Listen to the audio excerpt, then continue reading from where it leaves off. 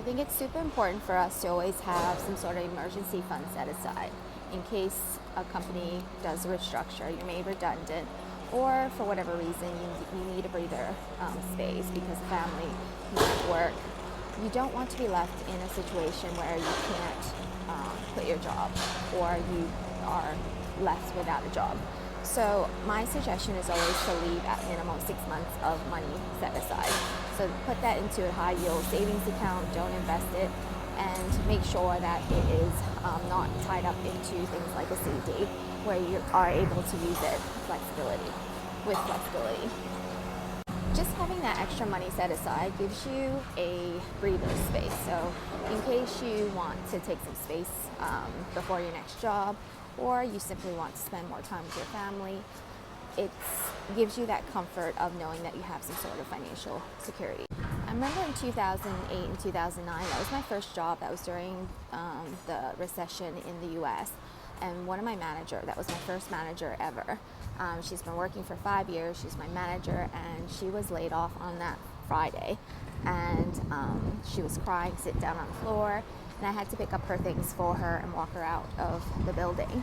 Later on, I asked, why she was that, sad. Of course, it's sad to lose your job, but she seemed devastated. It was because she didn't actually save. She didn't have a penny to her name. She basically had $800, which couldn't cover her rent, and she literally had to move back home into her parents' place just because she had nothing. So my first job as a headhunter, I was a consultant, and my take home per month was about 20K per month, which is about less than 3,000 USD per month. So I really lived below my means, and I was able to save money even doing this job.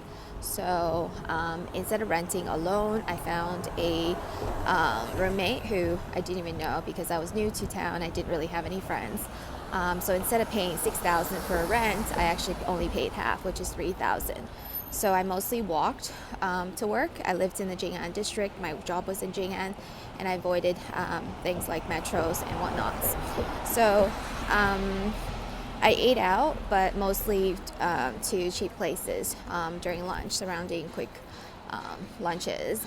Avoided expensive bars, expensive restaurants, and fine dinings, and I didn't really buy anything. So I probably shopped only once a year in the US for my clothes, and I made one trip home once a year because I think it's important to see family.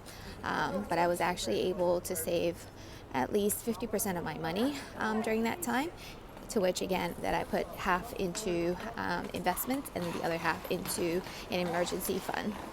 So it's really possible to save money as long as you calculate your expenses and focus on things that really matter. I remember I had a colleague at the time. He was making similar amounts of money, and he was living in a 8,000 two-bedroom apartment and paying for him as well as his girlfriend.